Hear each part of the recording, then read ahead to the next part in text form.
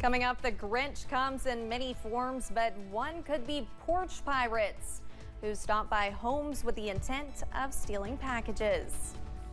And as Iowa Republicans prepare to cast their first votes, we take a look at the polls and just where do each of the Republicans rank. Plus, we are tracking some bitterly cold weather as we go into tonight. Your first alert forecast on the way as Mountain News First at 4 continues. Mountain News First at 4 continues. A winter weather advisory is in place for some counties as snow showers continue this afternoon. Let's check in with First Alert meteorologist Cameron Aaron on this First Alert weather day. Cameron? Yeah, Olivia, what better way to get in the Christmas spirit than some snow showers on this Monday? Also some very cold weather. Here's a live look at First Alert Pinpoint Doppler. You can see those off and on snow showers and snow squalls continue this afternoon. Zooming into a heavier band of showers and snow squalls in Lee County close to Beattyville. Also a First Alert in Breathitt County for some heavier snow showers not too far away. Also tracking some more light to moderate snow showers for London. Also into Manchester for Clay County, into Leslie County as well. And same story for our friends in the Big Sandy Valley for Floyd County, close to Prestonsburg, also close to Pikeville and Pike County as well. And here's a live look in Southwest Virginia, and look at the rooftops. You can see some of that snow accumulating on those elevated surfaces, and that current temperature is below freezing over in Southwest Virginia at 30 degrees over in Wise right now. Now some good news, the winter weather advisory was canceled for most of us, but that advisory will continue into this evening for portions of Harlan County, into Letcher and Pike County, also Mingo, Logan, Lee, Wise, Dickinson, and Buchanan counties. The higher elevations, they could see a little bit of a coating in those grassy surfaces or the elevated surfaces, but again, for most of us, we are not expecting those widespread problems, but something cool to look at as those snow showers continue. Most of us are above freezing or at freezing at this hour, down to 33 for Jackson, 37 in Somerset, also Manchester, 36 over in Whitley County. Now as we go into tonight, those temperatures tumble into the 20s and those wind chills possibly in the single digits for some areas by Tuesday morning. Those details coming up in just a few minutes. Olivia? All right, thank you, Cameron. It can be a problem this time of year, porch pirating or stealing packages from porches. Now a Southern Kentucky man is facing charges doing just that. The crime happened early Sunday morning in Corbin. It comes after Kentucky lawmakers recently passed a porch pirate law. WYMT's Phil Pendleton has more on what took place.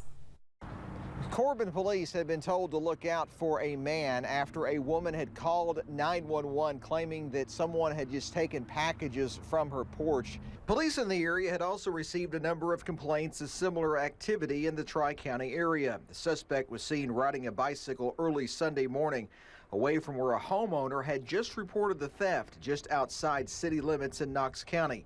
Police say they caught up with 18-year-old Malachi Souch riding a bicycle. And then they say that he led them to the package that he had just taken. He didn't really explain why he did it, he just did it. Porch pirating can be a problem this time of the year, with people buying a lot of things online, then those things being delivered to their doors. State lawmakers even passed a law last year making the crime a felony. From my understanding, it was the first crime that he's committed, and his first crime being a felony is something that's really going to hopefully teach him a lesson. That's our goal. Malachi Souch is for now facing receiving stolen property charges. Now, that is not the porch pirate law felony that we've been telling you about. However, they say that based on further investigation, he could face that charge at some point. In Knox County, Phil Pendleton, now back to you. All right, thank you, Phil. Police say the crime was recorded on the homeowner's Ring doorbell. In the presidential race, Iowa Republicans will cast the first votes in just 4 weeks. And the latest CBS News poll shows former President Donald Trump still has an enormous 36-point lead there. But the next stop in New Hampshire has suddenly become much closer, with our poll showing former UN Ambassador Nikki Haley just 15 points behind. Meanwhile, new comments about migrants by former President Trump are drawing sharp criticism. Ed O'Keefe is at the White House.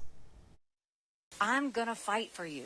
Former UN Ambassador Nikki Haley is on the rise in the polls, But she continues to walk a fine line when speaking about former President Donald Trump. I agree with a lot of his policies.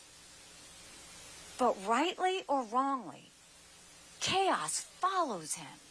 On Saturday in New Hampshire, Trump intensified his anti-immigrant statements. They're pouring into our country. Comments the White House called grotesque and that the Biden campaign compared to Nazi rhetoric.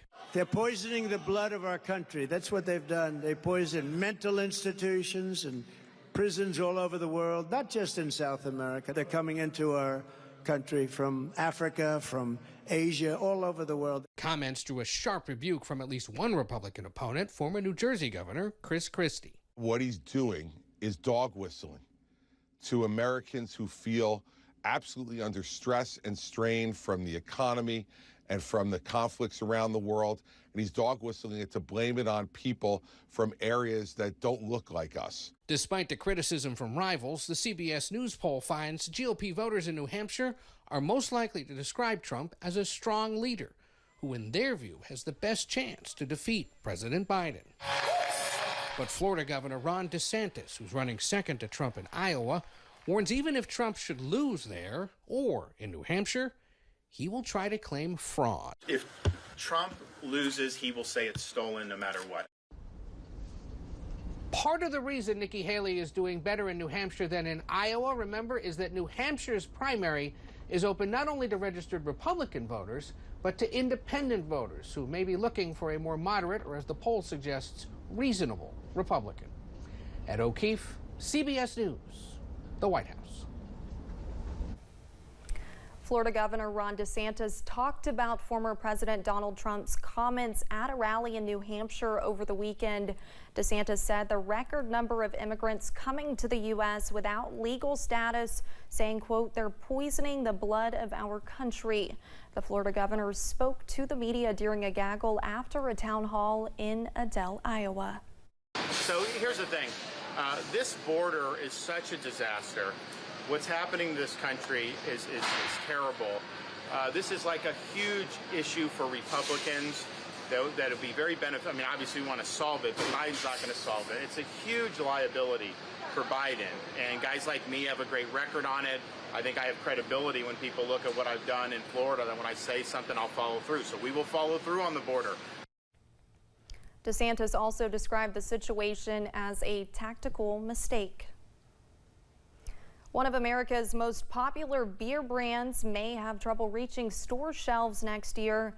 About 5,000 Teamsters working at AnheuserBusch voted to authorize a strike if a new contract cannot be reached. The current work agreement expires at the end of February. The Teamsters work at 12 breweries. Strike votes are a common part of labor negotiations, and many never materialize into an actual strike. A lawsuit challenging Kentucky's abortion bans has been withdrawn. In a court filing this weekend, the ACLU told the judge it would voluntarily dismiss the suit.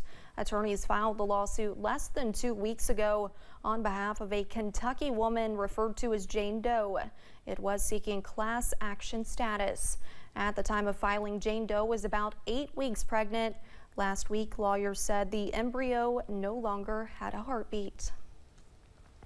Justice Sandra Day O'Connor's casket arrived at the Supreme Court today. O'Connor was the first woman to serve on the Supreme Court. She was nominated by former President Reagan in 1981. She will lie in repose throughout the day following a private ceremony. Her funeral service will be tomorrow at the Washington National Cathedral.